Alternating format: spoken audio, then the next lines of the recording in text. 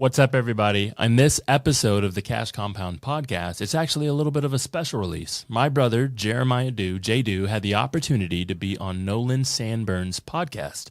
And so this week, we've got a special guest appearance by one and only Nolan Sanburn.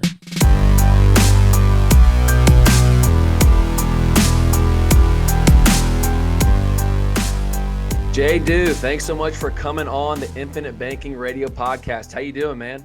Hey, man, I am good. Thank you for having me, Nolan. Good to see you. Absolutely. So, man, let's just get into this. Obviously, guys, like I just mentioned earlier, this guy has an insane business model. The Banking Bros, he is one of the main leaders there. So, JDew, get us telling about your story, man, who you are, kind of how you fell into this insane strategy on what you do with your clients and what you do, man.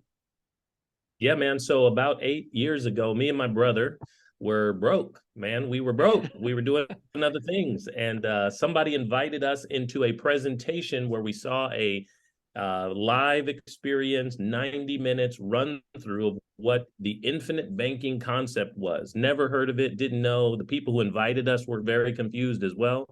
And we caught on. So my brother and I realized there are a few things about what we heard, and that was that insurance is guaranteed and the numbers always went up. We understood that. We didn't understand much else, but we knew we were in the right room with the right people to help us understand what was going on. So we got started, being a person who is a practitioner of privatized banking, IB, and cash flow banking, whatever you might know it as.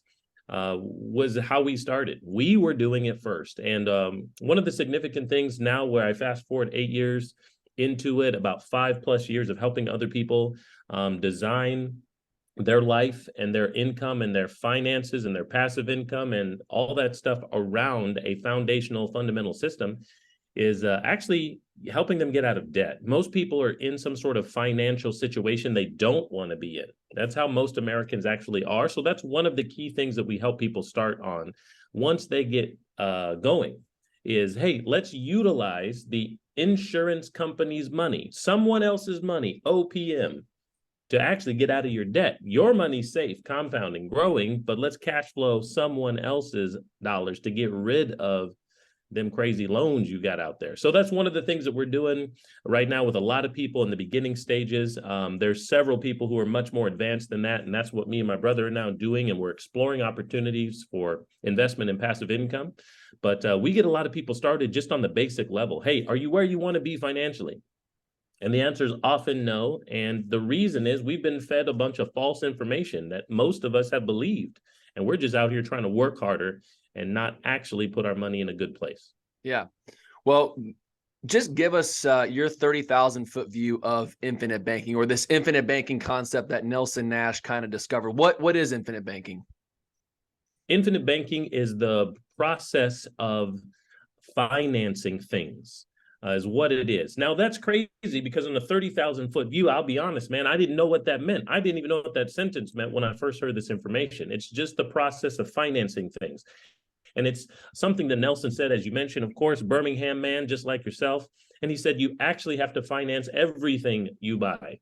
You either pay someone else for the money you borrowed, or you give up what your money could have done by trading it for stuff. And that blew my mind when I finally was able to chew and swallow it. I chewed on it for 2 years, 3 years before I was able to swallow it. I was like, I don't get that.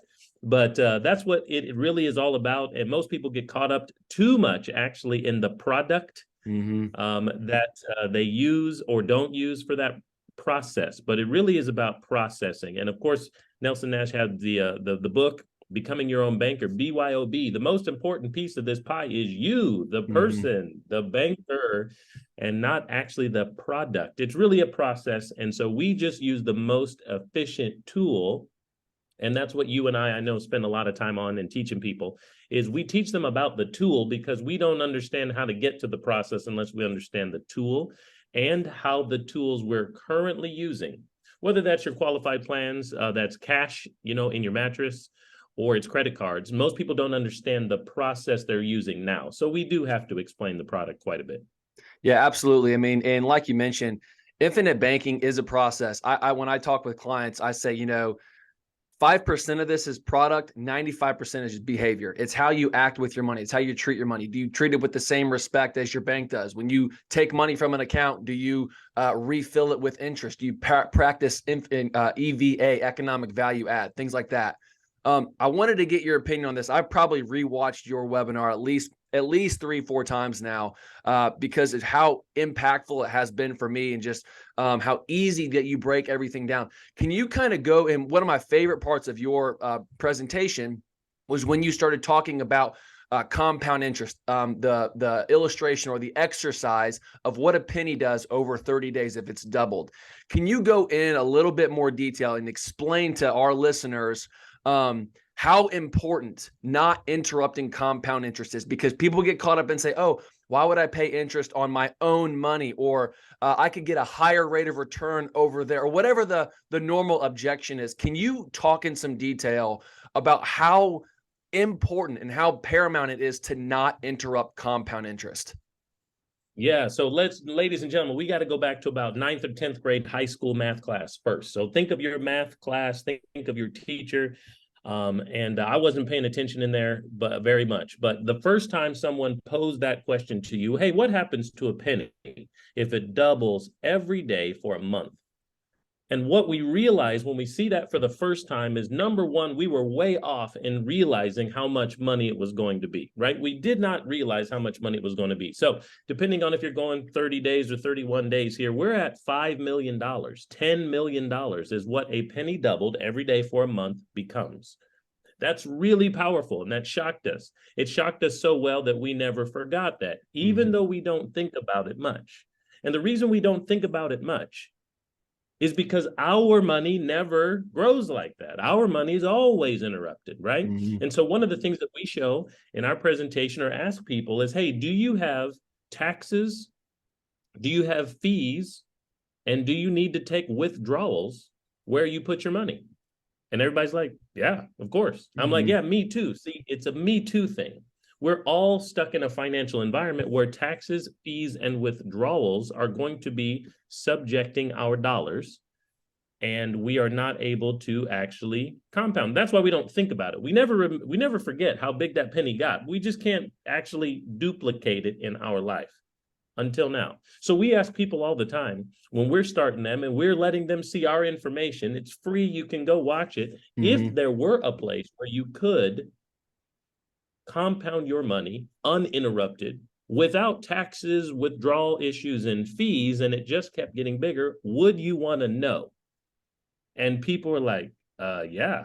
Like, what are you talking about? Like, what? Yeah. And I'm like, okay, so let's show you how this is actually possible.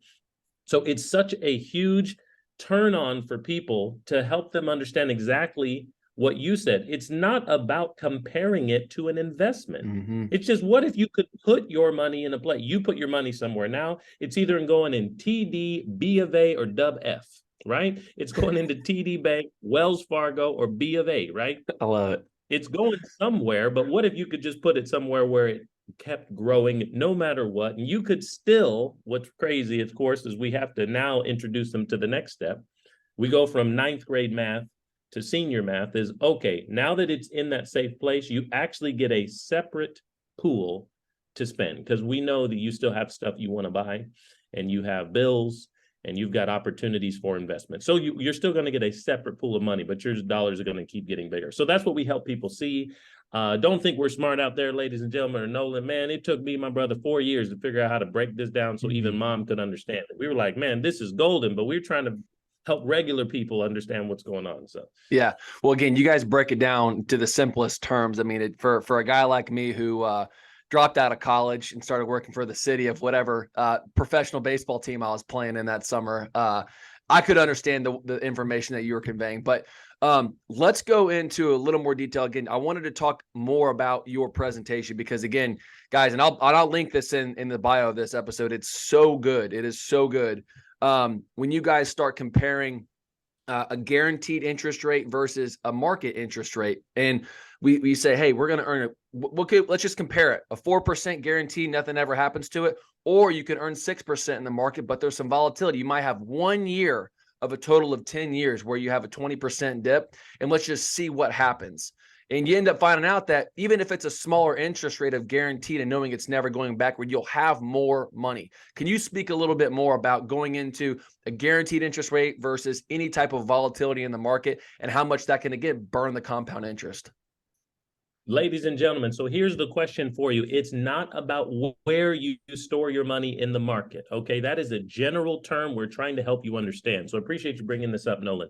It's not about this market fund. It's not about this stock or anything like that, okay? So we're just making up numbers and we've thrown them on the screen for you. So here's the question.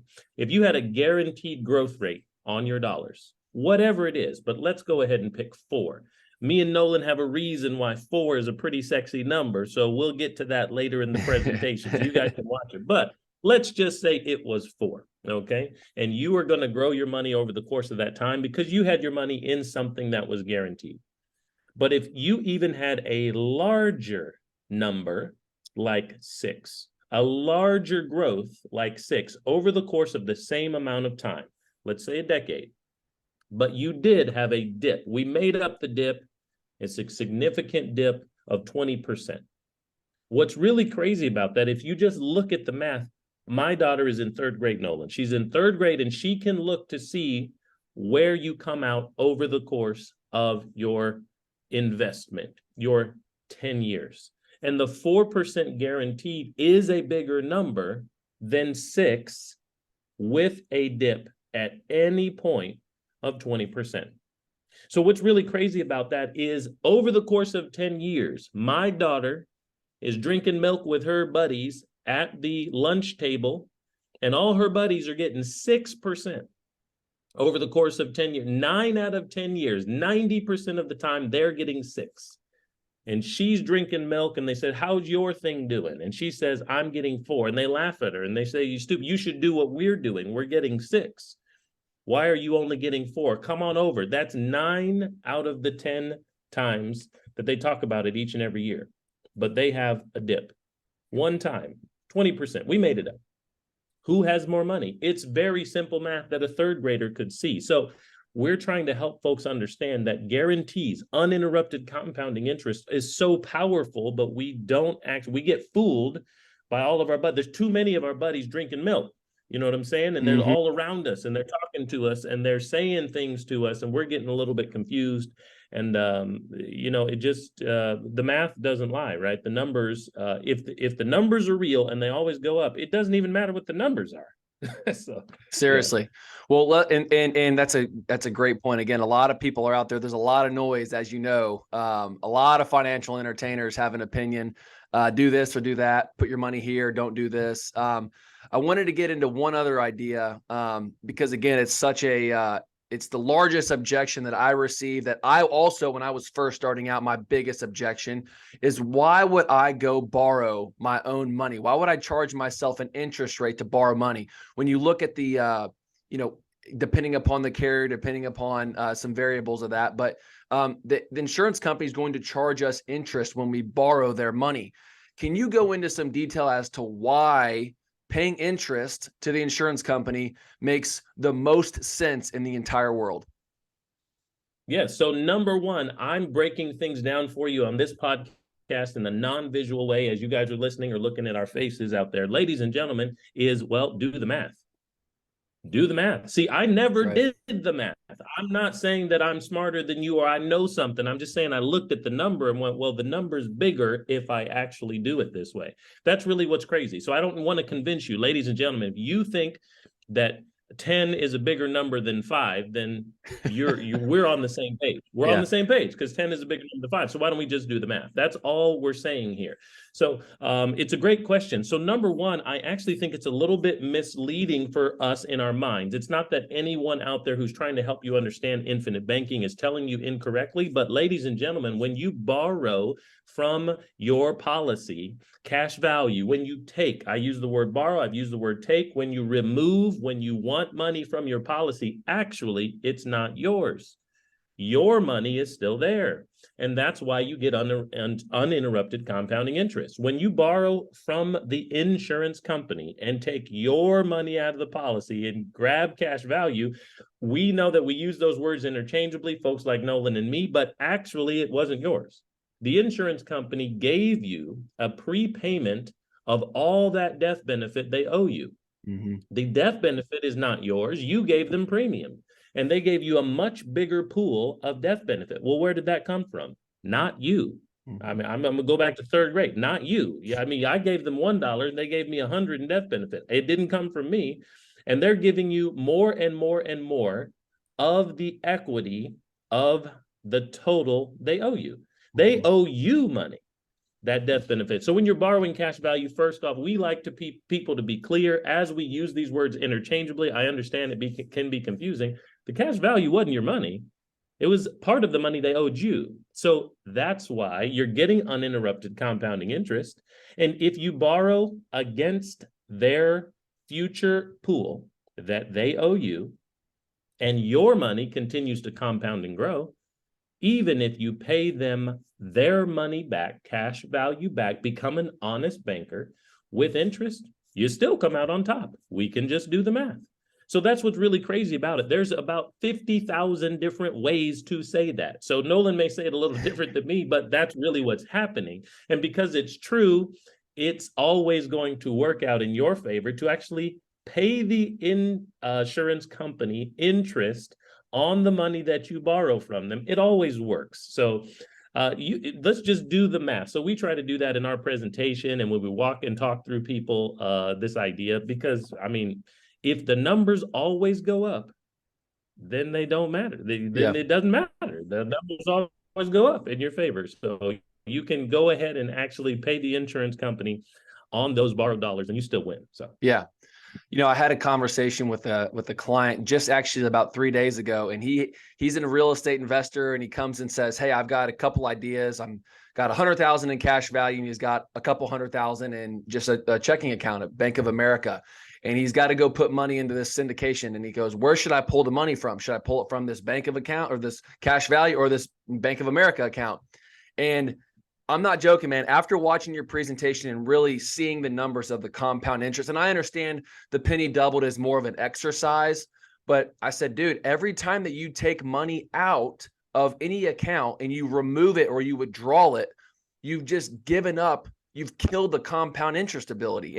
And again, like you said, when we're in the day-to-day, it's difficult to kind of see that over time play out the way it does. But again, your presentation has just really rocked on how I underestimated or undervalued compound interest, if that kind of makes sense. Can you kind of go into one more thing as we close up here? Can you go into the tax implications of this? How are we able to keep this money inside of this policy? It grows uninterrupted. Even when we borrow it, it continues to work, but we also don't have to pay any taxes. How are we not able to tango with Uncle Sam when it comes to these properly engineered life insurance policies? See, that's a great question. So many great quote unquote selling points about the infinite banking process and how it goes on. Ladies and gentlemen, we haven't even got to that. So let me ask you a question, Nolan, and you can respond on behalf of your listeners. So everybody, Nolan's going to be your mouthpiece on this one. Should you value, or do you like money better if it grows and Uncle Sam can't get to it? Absolutely. Okay, very good. All right. Remember, I like to break things down third grade, ladies and gentlemen. And third grade was the last time my parents spoke to me about money, so I didn't know anything, right? Yeah. So I asked third grade questions. Yeah, I like money better if Uncle Sam can't get to it, and he's not going to mess with it. Okay. So here it is, ladies and gentlemen, let's go on a little bit of a history journey and a lesson here. All right, 110 years ago, 1913, the Fed came into play and they created the income tax. The income tax, it became a regular federal steady annual thing. There was not like income tax as we know it prior to that. There was taxes for wars because the government is out here spending like crazy. Mm-hmm. So, ladies and gentlemen, whole life insurance, the vehicle that we're going to be able to use from certain companies for the process of infinite banking is older than the Fed. It's older than the IRS. It's older than income tax. So here's a very simple way to break it down. Nolan, if you would please answer on behalf of everybody. Now, God forbid you crash your vehicle. You've got insurance on your car, yes? I do. Okay, great. You crash your vehicle. God forbid, we don't want that to happen. Tree falls on your car, somebody T-bones you, and the insurance company must pay for that loss. You have insurance. Now, when they hand you that check and you've had a loss, they give you money, is it taxable income? Well, I didn't gain anything. Correct. Ladies and gentlemen, insurance is not income. It is not something that you report or write down. That is a loss that got covered by someone else. That's how it works. It's older than the tax code. It's not income. Ladies and gentlemen, the growth inside your policy, the cash value, and the death benefit at the outset, at the core, are not income. So it's not taxable. When you borrow against the future value of a loss, you have to take. Ladies and gentlemen, the bad news on this podcast is you're going to die. You are going to die. There's going to be a loss. The insurance company has to pay for it, and it's not income. If you borrow against it using cash value from the insurance company, it's not taxable. It's not income. Ladies and gentlemen, would you value money more if you could use it and abuse it and invest it and spend it and give it to me so we can go to Vegas out here with Nolan, and it's not taxable? I think you might want to consider how to use this process in your life. Man, that's awesome. And I 100% agree. And the way you broke that down is it's about as great as I've heard it. But again, man, I appreciate you coming on and taking a few minutes of your time. I know that you probably got about 18 calls when we get off the phone here because you guys are just rocking and rolling, man. So any other things or thoughts before we get out of here, man? Yeah, ladies and gentlemen, I want you guys to understand that there are so few actual people out there like Nolan who are giving you this information in a clear, concise way, but doing it properly, utilizing the right product. It's so interesting because we're out here trying to tell you all these great things about the process and your thinking, but if you actually use the wrong product, which 9 out of 10 people on the TikToks and the Instagrams and the YouTubes are actually telling you, it's not going to work this way. Not all insurance products, not all insurance policies, not all insurance companies are the same. We're going to go for the oldest, dorkiest, ordinariest stuff out there because it's the guaranteed stuff. So don't get caught up in thinking you can go to your brother-in-law and get this started. So stick with my man Sanburn over here and have him help you get started so it doesn't mess you up. It's a guaranteed contract and the insurance company takes all the risk. So you just want it to be plain and simple and guaranteed for the rest of your whole life. Awesome, man. Well, JDew, I appreciate you, brother. Thanks for coming on, man. And again, I'm going to have all his information in the bottom of this bio. But again, we're going to be doing a lot of things going into this year and into the future. So again, JDew, can't wait to partner up and keep this party rocking, man. 10-4, man. Appreciate you having me. Okay. Thanks, JDew. See you, man.